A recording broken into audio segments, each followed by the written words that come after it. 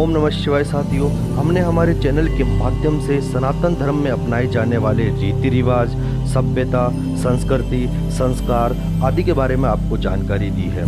आज हम बताएंगे कि मृत्यु के बाद शव को जलाने पर कपाल क्रिया क्यों की जाती है। तो साथियों, अगर आपने हमारा चैनल सब्सक्राइब नहीं किया तो कृपया हमारा चैनल सब्सक्राइब करें व बेल आइकन को दबाएं ताकि ऐसे ही वीडियो के नोटिफिकेशन आप तक पहुंच सके।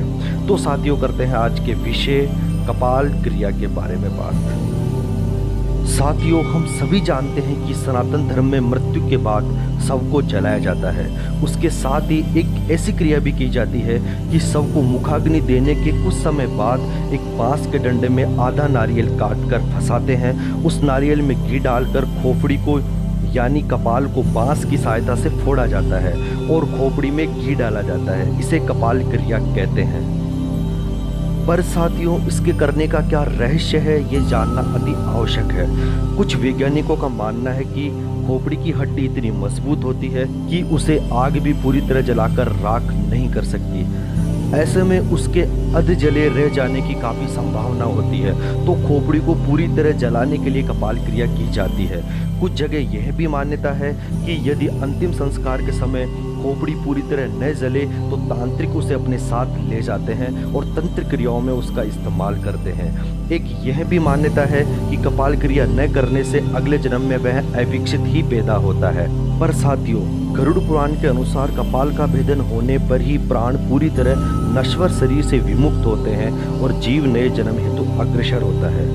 साथियों, मनुष्य के शरीर में 7 चक्र होते हैं। सबसे नीचे मूलाधार चक्र, फिर स्वादिष्ठान चक्र, उसके ऊपर मणिपुर चक्र, फिर अनाहत चक्र, उसके ऊपर विशुद्धि चक्र और फिर आज्ञा चक्र। अंत में मस्तिष्क के ऊपर वाला सहस्त्रार्थ चक्र या ब्रह्मारंध्र चक्र होता है। गरुड़ पुराण में बताया गया है कि सामान्य मनुष्य के प्राण या आत्मा आज्ञा चक्र या किसी ज्ञानेंद्रिय से निकलते हैं, पर अखंड ब्रह्मचारी तथा योगी के प्राण सहस्त्रार्थ चक्र या ब्रह्मारंध्र चक्र से निकलते हैं। मतलब साफ है कि कपाल का भेदन करने से आत्मा विमुक्त होती है। इसका उल्लेख उत्तराकालीन संस्कार व मध्यकालीन संस्कार पद्धतियों में कहीं पर भी नहीं मिलता है। ऐतिहासिक परिक्षेप में निश्चित रूप से ये कह पाना कठिन है कि अंतिम संस्कार संबंधित अनुष्ठानिक प्रक्रियाओं में इसका समावेश सर्वप्रथम कब और किसके द्वारा किया गया।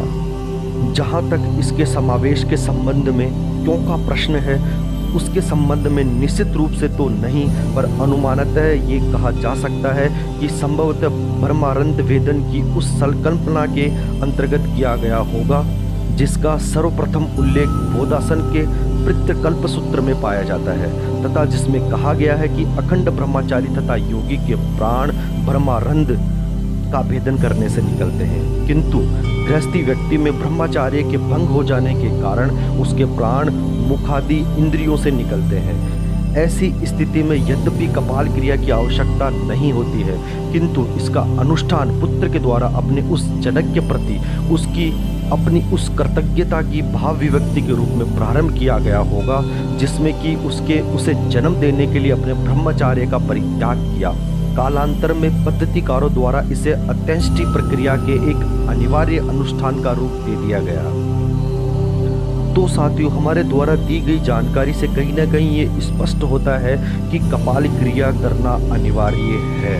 साथियों, हिंदू धर्म एक ऐसा धर्म है जिसके अंदर बहुत सारे संस्कार, संस्कृति, सभ्यता वह संस्कार है और इनके बारे में जानकारी देना हमारा उद्देश्य है।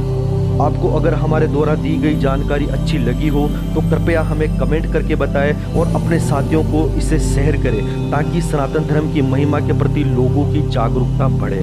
और साथियों, ऐसे ही विषयों के बारे में जानकारी लेने के लिए भी आप हमें कमेंट्स कर सकते हैं। जय श्री राम, धन्यवाद।